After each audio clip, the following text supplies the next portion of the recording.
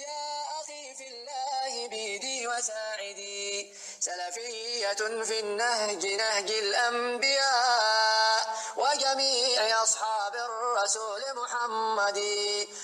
የተክቢር አባባልን በተመለከተ የተለያዩ አባባሎች በተለያዩ አጋጣሚዎች ይሰማሉ። የሚሻለው ግን ከሰሃቦች የተገኘውን መያዝ ነው። ትክክለኛ ወደ ረሱላህ ሰለላሁ ዐለይሂ ወሰለም የተጠቀ ሐዲስ ባይኖር እንኳን ከሰሃቦች በተናጠል ይህንን ነገር አንዲትም ፊደል ሳያዛነፉ እንደሚሉ በተለያዩ ሰነዶች ስለተዘገበ ምንም አይነት ፊደሎች ሳይዛነፉ ደግሞ ሁሉም ይህን ነገር ማለታቸው ከረሱላህ ሰለላሁ ዐለይሂ ወሰለም የሰሙት መሆኑን ሊጠቁም ይችላል። እሱ ምንድነው? አላሁ አክበር ላ ኢላሃ ኢላላህ ወላሁ አክበር አላሁ አክበር ወሊላሂል ሐምድ። ይህ ነው ድጋሜው አላሁ አክበር ላ ኢላሃ ኢላላህ ወላሁ አክበር አላሁ አክበር ወሊላሂል ሐምድ። ግልጽ ነው።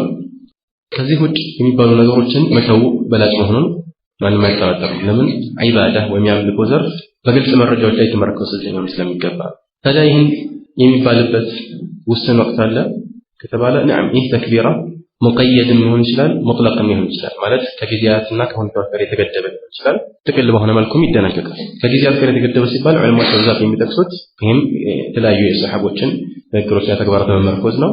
ከሰላት በኋላ እንደዚሁም ደግሞ ባልተገደበ መልኩ ሁል ጊዜ ጊዜው እስኪያበቃ ድረስ በወጣበት በገባበት አጋጣሚ በተለይ ሁኔታዎች ሲቀያየሩ ወይም ደግሞ መንገድም ላይ ቤት ውስጥም ቢሆን ችግር የለውም ማለት ነው። ድምጽ ከፍ ይደረጋል።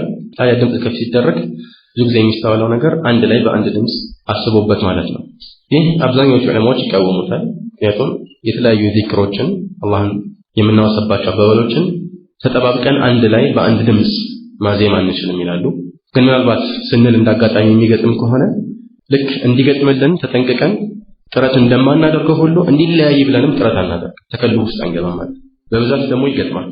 ከዚህ አንፃር የተወሰኑ ዑለማዎች የተለያዩ መረጃዎችን በመጥቀስ ይህን ነገር አውስተዋል ማለት ነው።